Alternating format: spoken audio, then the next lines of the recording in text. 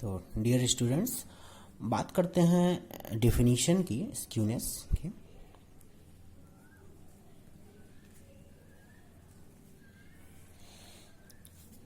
The literal meaning of skewness is lack of symmetry. Lack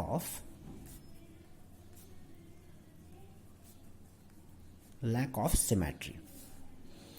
symmetry से कितनी lack कर रही है, यही है literal meaning.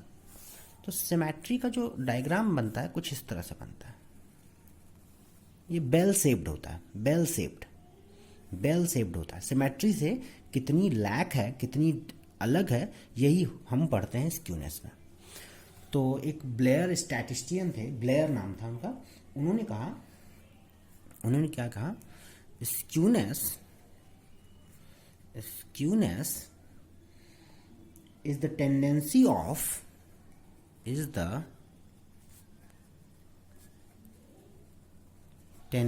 of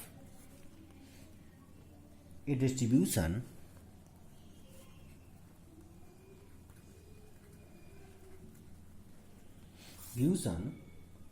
to depart from normal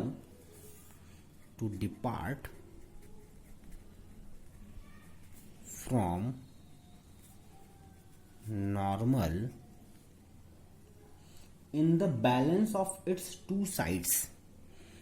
In the balance of its two sides. इसको किसने बताया? इसको दिया इन्होंने ब्लेयर ने ये डिफिनीशन दी। तो डिफिनीशन क्या कहती है? Skewness is the tendency of a distribution to depart from normal in the balance of its two sides. इसके जो दोनों साइड हैं, चाहे ये साइड हो चाहे ये साइड हो, इन दोनों साइड्स के इसके बैलेंस से कितना डिपार्ट कर रहा है, यही हम स्क्यूनेस में पढ़ते हैं। यही स्क्यूनेस की टेंडेंसी है। तो ये जो डायग्राम है, ये क्या है? ये सिमेट्रिकल डिस्ट्रीब्यूशन का डायग्राम है।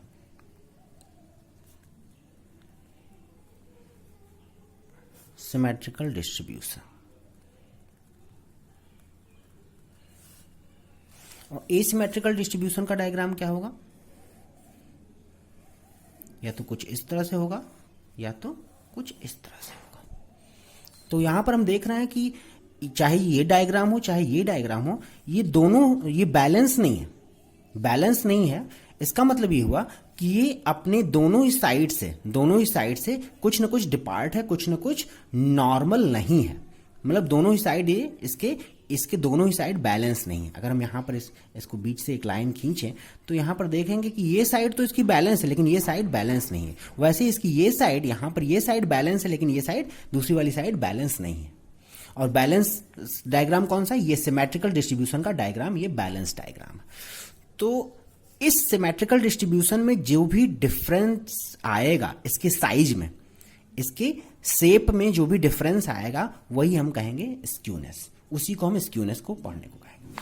तो सिमेट्रिकल डिस्ट्रीब्यूशन के केस में जो हमारा स्क्यूनेस होता है वो ऑलवेज जीरो होता है। हमेशा क्या होता है? Zero. There is no skewness. क्यों स्क्यूनेस नहीं है?